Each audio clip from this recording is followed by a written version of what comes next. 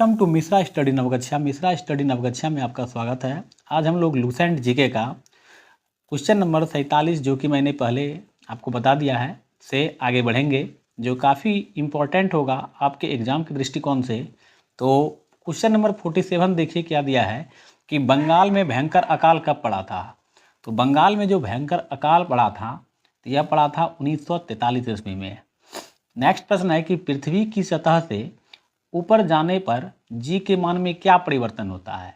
तो पृथ्वी की सतह से जब आप ऊपर जाते हैं या नीचे आते हैं तो जी के मान में परिवर्तन होता है, यह कि वह घटता है। ठीक है। नेक्स्ट प्रश्न है कि पृष्ठ तनाव का एसआई मात्रक क्या होता है। तो पृष्ठ तनाव का एसआई मात्रक होता है न्यूटन प्रति मीटर। इसी प्रकार यदि आपसे पूछ दे कि प्रतिरोध का एसआई मात्रक क्या होता है तो आप कहिएगा ओम। ठीक है। इसी तरह से यदि आपसे पूछे कि विद्युत धारा का एसआई मात्रक क्या होता है तो एम्पियर आप बता सकते हैं। लंबाई का एसआई मात्रक क्या होता है तो आप मीटर बता सकते हैं। तो ये भी मैंने बताया है, यदि आप देखना चाहें तो मेरे पिछले वीडियो में आप देख सकते हैं। चलिए नेक्स्ट प्रश्न देखते हैं क्या है। अगला प्रश्न, अगला क्वेश्चन है कि आपेक्षिक घनत्व को किसमें मापा जाता है। तो इसको हाइड्रोमीटर से मापा जाता है। अगर हम बात करें कि वायुमंडलीय दाब को किसमें मापा जाता है तो बैरोमीटर में मापा जाता है। और वायुमंडलीय दाब में परिवर्तन को अगर देखा जाए तो एक ग्राफ होता है जिसको बैरोग्राफ कहते हैं, उसमें मापा जाता है। ठीक है। समुद्र की गहराई को फाइडोमीटर में मापा जाता है। तो ये भी मैंने पढ़ाया है, आप देख सकते हैं जाकर। नेक्स्ट क्वेश्चन देखिए कि आवृत्ति का एसआई मात्रक क्या होता है। तो आवृत्ति का एसआई मात्रक होता है हर्ट्ज। ठीक है। और विद्युत धारिता का एसआई मात्रक होता है फैराडे। नेक्स्ट प्रश्न है कि पारा कितने डिग्री सेल्सियस पर जमता है। तो पारा जो है -39 डिग्री सेल्सियस पर जमता है। यदि आपसे पूछे कि पारा का उपयोग कहाँ किया जाता है तो पारा का उपयोग थर्मामीटर में किया जाता है, पारा का उपयोग सिंदूर बनाने में किया जाता है, और पारा का उपयोग जो है अमलगम के रूप में भी किया जाता है, और पारा का संकेत होता है Hg। चलिए अगला प्रश्न देखते हैं क्या है। नेक्स्ट क्वेश्चन ये है कि अशुद्धि मिलाने से द्रव के क्वथनांक में क्या परिवर्तन होता है। तो जब आप अशुद्धि मिला दीजिएगा द्रव में तो उसका क्वथनांक जो है वह बढ़ जाता है। उदाहरण के तौर पर यदि मान लीजिए कि अगर आप पानी को उबालते हैं तो पानी का जो बॉइलिंग पॉइंट है वह है 100 डिग्री सेल्सियस, लेकिन जब उसमें आप नमक मिला दीजिएगा अशुद्धि के रूप में तो उसका क्वथनांक जो है वह बढ़ जाएगा, अर्थात 110 डिग्री सेल्सियस पर वह उबलेगा। आप देखे होंगे कभी कभी कि आइसक्रीम जो है हम लोग खाते हैं उसमें नमक मिला दिया जाता है ताकि जो है वह ढेर देर के बाद पिघले, तो वही अशुद्धि होता है। और अशुद्धि मिलाने की जो प्रक्रिया होती है उसको डॉपिंग कहते हैं। नेक्स्ट क्वेश्चन देखिए कि प्राथमिक रंग किसे कहते हैं। तो प्राथमिक रंग, 3 रंग को प्राथमिक रंग कहा जाता है, लाल, हरा और नीला रंग को प्राथमिक रंग कहा जाता है। इसको आप एक ट्रायंगल के माध्यम से भी समझ सकते हैं। जैसे लाल और हरा रंग को आपस में मिलाइएगा तो पीला रंग बनेगा। ठीक है। इसी प्रकार लाल और ब्लू रंग को आपस में मिलाइएगा तो मेजेंटा बनेगा। तो इस तरह से आप मानकर चलिए कि प्राथमिक रंग 3 प्रकार के होते हैं, एक तो लाल हो गया, दूसरा हरा हो गया और तीसरा नीला हो गया। अगला प्रश्न है कि स्पष्ट दृष्टि की न्यूनतम दूरी कितनी होती है। तो देखिए स्पष्ट दृष्टि की न्यूनतम दूरी होती है 25 सेंटीमीटर। और आपको पता होना चाहिए कि नेत्र की जो क्षमता है वह अधिकतम 25 सेंटीमीटर ही होती है। 25 सेंटीमीटर की वस्तु को हम स्पष्ट रूप से देख सकते हैं। ठीक है। और लेंस की जो क्षमता का एसआई मात्रक होता है उसका होता है डायोप्टर।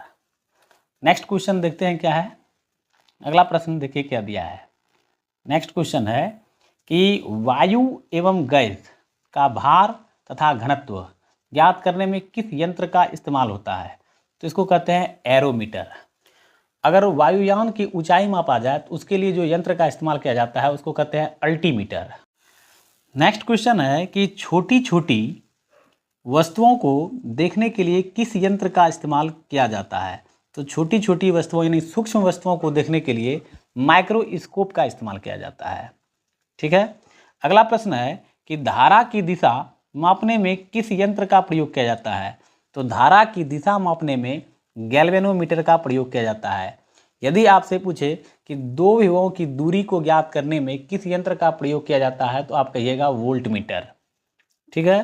नेक्स्ट क्वेश्चन है कि चाल का एसआई मात्रक क्या होता है? तो चाल का जो एसआई मात्रक होता है वह होता है मीटर प्रति सेकेंड। अगला प्रश्न आप लोग देख सकते हैं क्या है। नेक्स्ट क्वेश्चन है कि रेफ्रिजरेटर के आविष्कारक कौन थे? तो रेफ्रिजरेटर के आविष्कारक थे हैरिसन टिनिंग।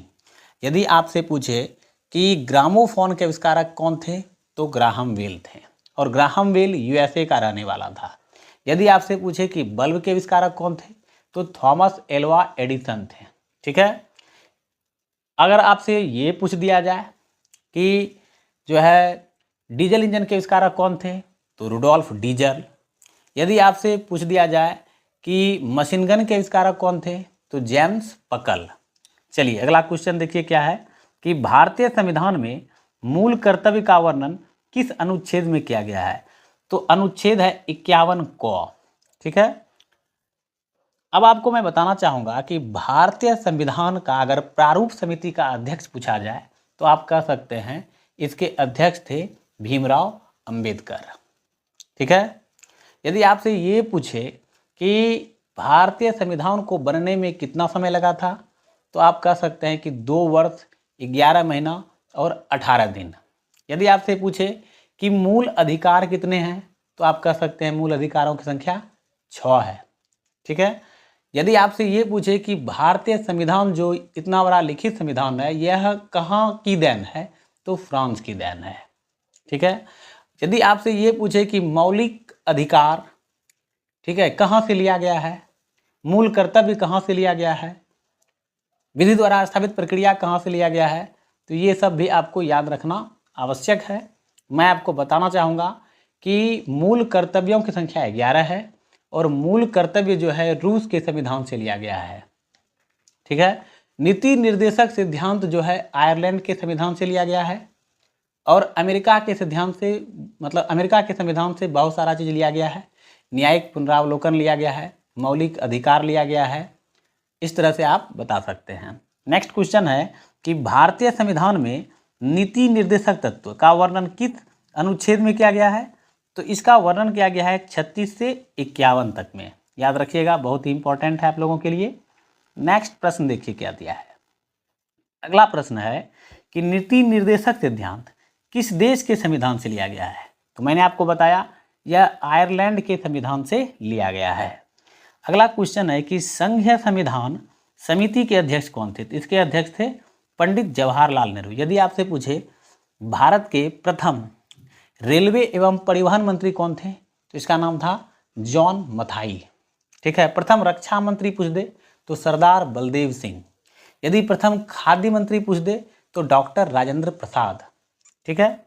अगला क्वेश्चन देखिए क्या है कि संविधान निर्माण की प्रक्रिया में कुल कितना समय लगा था? तो मैंने आपको जस्ट बताया अभी कि 2 वर्ष 11 महीना और 18 दिन का समय लगा था संविधान को बनने में, और संविधान के प्रारूप पर कुल मिलाकर 114 दिन तक बहस भी हुआ था, तब जाकर संविधान बना था।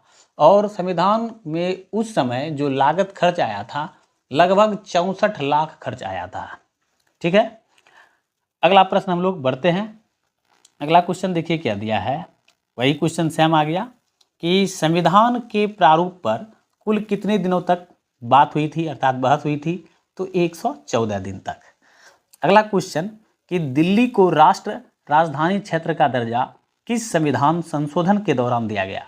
तो 69वें संविधान संशोधन। और दिल्ली जो भारत की राजधानी बनी थी वह 1912 में बनी थी। इसके पहले भारत की राजधानी कोलकाता ही था। ठीक है। अगला प्रश्न आप देखिए क्या दिया है, काफ़ी महत्वपूर्ण है, आप लोग बने रहिए वीडियो में।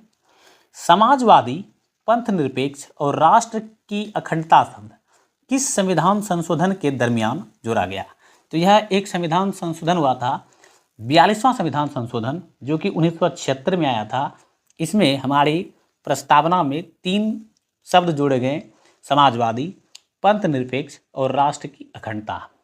यदि आपसे पूछे कि भारतीय संविधान में कितने प्रकार की न्याय की बात की गई है, कितने प्रकार की स्वतंत्रता की बात की गई है, तो आप लोग याद रखिएगा, सामाजिक न्याय, धार्मिक न्याय, आर्थिक न्याय और राजनीतिक न्याय, 4 प्रकार की न्याय की बात की गई है। ठीक है, तो आप लोग याद रखिएगा इस तरह से। अगला क्वेश्चन है कि नागालैंड राज्य का गठन कब किया गया था। तो नागालैंड राज्य का जो गठन किया गया था वह 1 दिसंबर 1963 को किया गया था। यदि आपसे पूछे कि जो है बिहार राज्य का गठन कब किया गया था, अर्थात बिहार राज्य कब बना था, तो 1912 के समथिंग बना था। या यदि आपसे ये पूछे कि झारखंड बिहार से कब अलग हुआ, तो ये 15 नवंबर 2002 ईस्वी में शायद अलग हुआ था। प्रेजेंट में बिहार के अगर आपसे पूछ दे गवर्नर कौन है, तो इसके नाम है विश्वनाथ राजेंद्र आर्लेकर। यदि आपसे ये पूछे कि बिहार के अभी सीएम कौन है, तो आप बता सकते हैं श्रीमान नीतीश कुमार। यदि आपसे पूछे कि भारत के अभी राष्ट्रपति कौन है, तो आप कह सकते हैं कि द्रौपदी मुर्मू। यदि आपसे ये पूछ ले कि भारत के अभी वाइस प्रेसिडेंट कौन है, तो जगदीप धनखड़। यदि आपसे पूछे कि अभी भारत के प्रेजेंट में रेल मंत्री कौन है, तो अश्विनी वैष्णव। इस तरह से आप याद रख सकते हैं। नेक्स्ट क्वेश्चन है कि शोषण के विरुद्ध अधिकार का वर्णन किस अनुच्छेद में किया गया है, तो ये किया गया अनुच्छेद संख्या 23 से 24 में। चलिए आगे बढ़ते हैं। अगला प्रश्न देखिए क्या दिया है, काफ़ी महत्वपूर्ण प्रश्न है कि नीति निर्देशक सिद्धांत का वर्णन संविधान के किस भाग में किया गया है, तो ये भाग 4 में किया गया है। ये सारा जो चीज़ है यह मौलिक अधिकार से ही संबंधित है। अगला प्रश्न है कि मौलिक अधिकार का वर्णन संविधान के किस भाग में किया गया है, तो भाग 3 में किया गया है। अगला क्वेश्चन है कि ग्राम पंचायत का संगठन किस अनुच्छेद में वर्णन किया गया, तो अनुच्छेद 40। मैं आपको बताना चाहता हूँ कि सबसे पहले जो ये ग्राम पंचायत का जो सिस्टम आया, तो सबसे पहले जो राज्य का गठन किया गया था वह राजस्थान का एक जिला था नागौर, और प्रधानमंत्री हमारे देश के प्रथम प्रधानमंत्री पंडित जवाहरलाल नेहरू के द्वारा ही शुभारंभ किया गया था। आगे क्वेश्चन मिलेगा, आप लोग बने रहिए। आगे देखिए क्या दिया है क्वेश्चन। नेक्स्ट है, काफ़ी महत्वपूर्ण क्वेश्चन है कि संविधान सभा ने राष्ट्र ध्वज के प्रारूप को कब अपनाया था, तो इसे अपनाया गया था 22 जुलाई 1947 को। और यदि आपसे ये पूछे कि राष्ट्र ध्वज का जो प्रारूप है इसकी सिफारिश किसने किया था, तो हंसा मेहता ने किया था। और हंसा मेहता जो थे उन्होंने एक कांग्रेस अधिवेशन भी किया था, शायद चौथा या फिर 5वां कांग्रेस अधिवेशन में इन्होंने अध्यक्षता किया था। नेक्स्ट क्वेश्चन देखिए क्या दिया है कि पंचायती राज का शुभारंभ भारत में सबसे पहले कहाँ हुआ था। मैंने आपको जस्ट बताया कि सबसे पहले हुआ था राजस्थान राज्य का एक जिला था नागौर। वहीं पर 1959 में हमारे देश के प्रथम प्रधानमंत्री पंडित जवाहरलाल नेहरू के द्वारा किया गया था। ठीक है, नेक्स्ट प्रश्न है कि लिनियस ने समस्त जीवों को कितने वर्गों में बांटा है, तो समस्त जीवों को 5 वर्गों में बांटा है। पादप जगत, मोनेरा जगत, प्रोटिस्टा जगत, इस तरह से 5 मतलब जो है वर्गों में विभाजित किया है। आगे बढ़ते हैं। आगे क्वेश्चन देखिए क्या है। नेक्स्ट क्वेश्चन है कि लाइसोसोम की खोज किसने किया था, तो लाइसोसोम की खोज किया था डी डुबे ने। अच्छा, लाइसोसोम को आत्महत्या की थैली भी कहा जाता है। आगे इसके बारे में और डिस्कस करेंगे, और आप लोगों को पता होना चाहिए कि लाइसोसोम को आत्महत्या की थैली क्यों कहा जाता है, और ये क्वेश्चन बार बार एग्जाम में पूछा भी जाता है। नेक्स्ट प्रश्न है कि भारतीय वन प्रबंधन संस्थान कहाँ है, तो भारतीय वन अनुसंधान संस्थान जो है देहरादून में है, लेकिन भारतीय वन प्रबंधन संस्थान जो है वह भोपाल में है। और एनडीए का जो अकादमी एक संस्थान है वह है खड़गवासला महाराष्ट्र में। ठीक है, असम राइफल का मुख्यालय है शिलोंग, और एनसीसी का अगर मुख्यालय का बात करें तो वह है दिल्ली में। नेक्स्ट क्वेश्चन देखिए कि शिशु अवस्था में दांतों की संख्या कितनी होती है, तो शिशु अवस्था में दांतों की संख्या होती है 20। और आपसे ये यदि पूछे कि दांत का जो ऊपर वाला पार्ट जो वाइट कलर का होता है वह किस कारण से वाइट कलर होता है, तो उसका रीजन है इनामेल के कारण। आप नेक्स्ट प्रश्न में आप देख भी सकते हैं। अगला प्रश्न यहाँ पर आपके सामने में ये रहा। ठीक है, कि दांतों में चमक किस कारण से होता है, तो एनामेल के कारण होता है। अगला प्रश्न है कि मनुष्य में कपाल तंत्रिकाएं कितनी जोड़ी होती है, तो 12 जोड़ी होती है। और कपाल में कुल हड्डियों की संख्या होती है 29। अगला प्रश्न है किस ग्रंथि को मास्टर ग्रंथि कहा जाता है, तो मास्टर ग्रंथि कहा जाता है पीयूष ग्रंथि को। इसी से सही प्रकार के हार्मोन निकलते हैं, चाहे वह LTH हो, चाहे वह STH हो, किसी प्रकार का जो हार्मोन निकलता है तो वह पीयूष ग्रंथि से ही होकर निकलता है, इसलिए इसको मास्टर ग्रंथि भी कहा जाता है। अगला प्रश्न आप लोगों के सामने ये रहा कि वसा में घुलने वाला विटामिन है, तो वसा में जो घुलने वाला विटामिन है उसके लिए शॉर्ट नेम आप लोग याद रखिएगा कीड़ा, अर्थात KEDA जो विटामिन है यह वसा में घुल जाता है। लेकिन अगर आपसे पूछे कि जल में घुलने वाला विटामिन है तो B और C, ठीक है, याद रखिएगा।